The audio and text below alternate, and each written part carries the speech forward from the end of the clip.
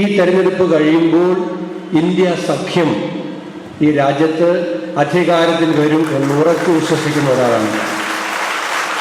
അങ്ങനെ അധികാരത്തിൽ വരുന്ന ഇന്ത്യ സഖ്യത്തിൻ്റെ മന്ത്രിസഭാ രൂപീകരണം നടക്കുമ്പോൾ രാഷ്ട്രപതിയുടെ മുൻപിൽ ശ്രീ NK പ്രേമചന്ദ്രൻ ഒരു ക്യാബിനറ്റ് മന്ത്രിയായി സത്യപ്രതിജ്ഞ ചെയ്യുന്നത് എൻ്റെ കണ്ണിൻ്റെ മുൻപിൽ മനസ്സിൽ കാണാൻ എനിക്കിപ്പോൾ കഴിയുന്നു.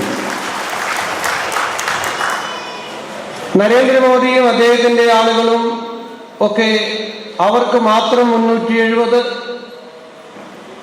NDA മുന്നണിക്ക് 400 എന്നൊക്കെ പ്രചരിപ്പിച്ച് നടക്കുകയാണ്. കഴിഞ്ഞ തവണ ഇങ്ങനെയൊന്നും പറയാൻ പോയിട്ടില്ലായിരുന്നു. ഇപ്പോഴെന്താണ് ഇങ്ങനെ പറയുന്നത്?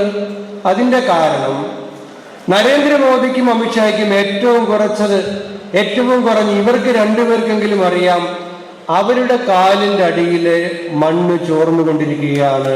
അവർ തെരഞ്ഞെടുപ്പിൽ തോൽക്കാൻ പോവുകയാണ്.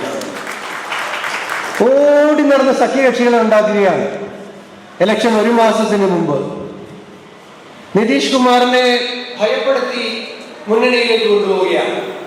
നവീൻ പട്നായിക്കിനെ ഭയപ്പെടുത്തി മുന്നണിയിലേക്ക് കൊണ്ടുപോവുകയാണ്.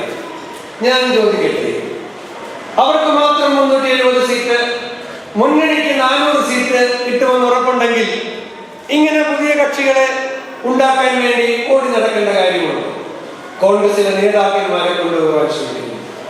ഇന്ത്യ മുന്നണിയുടെ നേതാക്കന്മാർ പങ്കെടുത്ത ഭാരത് ജോഡോ ന്യായ യാത്രയുടെ സമാപന റാലി മുംബൈയിലെ ശിവാജി പാർക്കിൽ നടക്കുമ്പോൾ രാഹുൽ ഗാന്ധി അവിടെ പ്രസംഗിച്ചു. ഞാൻ ഈ സിസ്റ്റത്തെ അടുത്ത് നിന്ന് കണ്ട ഒരാളാണ്. കാരണം അദ്ദേഹത്തിന്റെ മുത്തച്ഛൻ ഇന്ത്യയുടെ പ്രധാനമന്ത്രിയായിരുന്നു, മുത്തശ്ശി ഇന്ത്യയുടെ പ്രധാനമന്ത്രിയായിരുന്നു, അച്ഛൻ ഇന്ത്യയുടെ പ്രധാനമന്ത്രിയായിരുന്നു. അദ്ദേഹത്തിന്റെ മാതാവ് UPA ചെയർപേഴ്സൺ ആയിരുന്നു. UPA 10 വർഷം അധികാരത്തിലുണ്ടായിരുന്ന സമയത്ത് അതേപോലെ ഞാൻ ഈ സിസ്റ്റത്തെ അടുത്ത് നിന്ന് കണ്ടിട്ടുള്ളയാളാണ്, അകത്ത് നിന്ന് കണ്ടിട്ടുള്ളയാളാണ്. എനിക്കറിയാം ഇവർ പരാജയപ്പെടാൻ പോവുകയാണ്. അദ്ദേഹം പറഞ്ഞു, എൻ്റെ അമ്മയെ വിളിച്ച് മഹാരാഷ്ട്രയിലെ ഒരു നേതാവ് കരഞ്ഞു. എന്നിട്ട് പറഞ്ഞു, എന്നോട് ക്ഷമിക്കണം, ഞാൻ നാളെ BJPയിൽ ചേരും, അല്ലെങ്കിൽ ഞാൻ മറ്റന്നാൾ ജയിലിൽ പോകേണ്ടി വരും.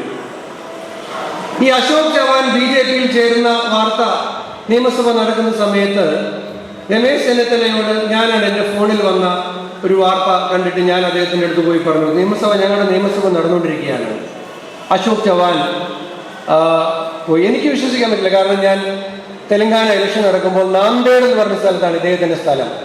അവിടെ രാഹുൽ ഗാന്ധി വന്നപ്പോൾ ഞാൻ അദ്ദേഹത്തെ സ്വീകരിക്കാൻ നാന്ദേഡ് എയർപോർട്ടിൽ പോകുമ്പോൾ നാന്ദേഡ് MP കൂടിയായിരുന്ന മഹാരാഷ്ട്രയുടെ മുൻ മുഖ്യമന്ത്രി അശോക് ചവാനും അദ്ദേഹത്തെ സ്വീകരിക്കാൻ അവിടെ ഉണ്ടായിരുന്നു. നാന്ദേഡിൽ നിന്നും ഹെലികോപ്റ്ററിൽ രാഹുൽ ഗാന്ധിയോടൊപ്പം ഞാനും അശോക് ചവാനും ആദിലാബാദ് വരെ ഒരുമിച്ച് യാത്ര ചെയ്താണ് ആ ഹെലികോപ്റ്ററിൽ ഇരുന്ന് ഒരു 45 മിനിറ്റ് യാത്രയിലുടനീളം മഹാരാഷ്ട്രയിൽ വീണ്ടും അധികാരത്തിൽ വരുന്നതിൻ്റെ മാർഗങ്ങളെ കുറിച്ച് പറഞ്ഞുകൊണ്ടിരിക്കുകയായിരുന്നു അശോക് ചവാൻ. അശോക് ചവാൻ പോയി എന്ന് പറഞ്ഞപ്പോൾ അത്ഭുതമായി. ഞാൻ രമേശ് ചെന്നിത്തലയുടെ ഈ വാർത്ത ശ്രദ്ധയിൽപ്പെടുത്തിയപ്പോൾ അദ്ദേഹം പറഞ്ഞു, ഇന്നലെ രാത്രി എന്നെ വിളിച്ചു, വാവിട്ട് നിലവിളിച്ചു, എന്നോട് പറഞ്ഞു, എന്നോട് ക്ഷമിക്കണം, എനിക്ക് BJPയിൽ പോകേണ്ടി വരും, ഇല്ലെങ്കിൽ എനിക്ക് ജയിലിൽ പോകേണ്ടി വരും.